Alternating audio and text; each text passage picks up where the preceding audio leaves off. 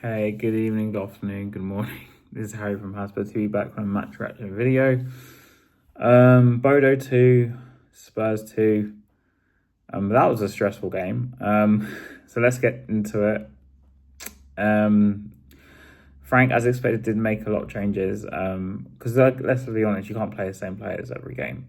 So the fullbacks today were Spence and Porro. Danso came in because Romero's has a knock. And the midfield three was Bentancur, Sarr, and Bergval. I didn't really agree with that, to be honest. But anyway. And the front three were Johnson, Odegaard, and Richarlison. Spurs really struggled today. Apart from Van der Ven, I can't really pick anyone out who had a really good game. And Van der Ven actually took the captaincy. And I thought he actually showed why he probably could be a good captain for us, because he was one of the few players he just kept going. Bodo actually missed a penalty before taking the lead. And the 2 goals they scored by Haig were actually really good, but we just gave him so much space and time on the ball.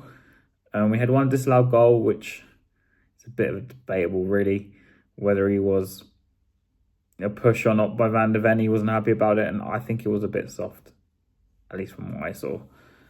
And then we did get a goal for Van der Ven himself to make it 2-1. Was already 2-0 down. But by that point, Kudus, Paulinho, I came on just after the first one. But Simmons came on. He was the first sub and he made a difference. Like, we ended up with midfield Paulinho, Bentancur and Simmons for a while. And Gray came on late on as well. And he was actually involved in the goal, and credit to him. I mean, his shot rebounded off the defender and went in. There was this really long VAR check. And this is an 88th minute, bear in mind.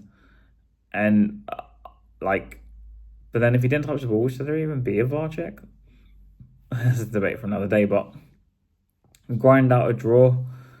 It's not like a great result, because on paper we should really be beating Bodo, but it's not like a bad result either, because we could have easily lost again, like against Wolves, and maybe draws will be like a common theme this season, because to be fair to the players and Frank, like, they've shown a lot of resilience to get back into games, especially against teams like Wolves where we don't normally beat. Kind of crazy saying that really on paper, but yeah, and I thought it was a decent draw. Like, it's not the end of the world, but at the same time, these are games that we looked at and we thought, oh, we could win this game.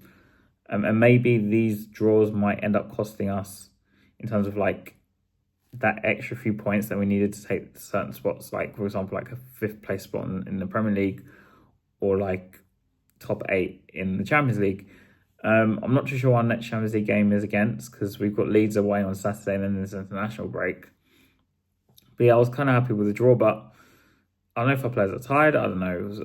I thought Johnson did nothing. I thought Odegaard actually did okay. He was trying to do something, but I just don't know whether the end product's really there. I can't not applaud his effort. But the midfield was not working. Bergval, Sarr and Bentancur. I don't like playing Bergval and Sarr in the same midfield unless we're playing like a Doncaster at home. You could probably pass playing that midfield. But away in the Champions League, I would go with either Bergval or either Sarr, rather than both of them, because we clearly struggled. And Bentancur, for all his like defensive capability he showed last season playing deeper, he can play as a 6, but he's not Paulinho. And Paulinho coming on really helped us out like massively when he came on last 20-30 minutes. And he made a massive difference in terms of us like getting something from the game, because we've got some form of control of the midfield when Paulinho is playing. But maybe you could play something like Simmons, Bentancur and Sarr. Maybe something like that maybe would work. But I'd rather he try something like that at a home game at least first. But I just don't think you can play Bergval, Sarr and Bentancur, Bergval, Sarr and even Paulinho as a midfield three.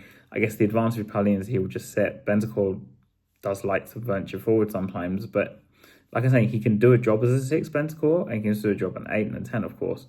But his best position is playing just alongside Paulinho, as someone who just sits, like he did with back in the day with Højbjerg, someone who just sits alongside him and just lets him like sort of drift a bit, go forward a bit, drive with the ball a bit. But when he plays his position, you can't, but instinctively he wants to. And like I said, in certain circumstances, and especially if Paulinho got injured, we're going to have to play Bentancur in a 6. But whether Gray will eventually develop into a 6, he's been using him as an 8 lately. But whether we might have to, we get Paulinho on permanent, maybe we have to go and invest in another number 6 and move on one of the midfielders. I guess when Basuma gets moved on, maybe they'll move for another holding midfielder. But that remains to be seen. So, yeah, it's a decent result. We've got Leeds away next. So, come on, you Spurs.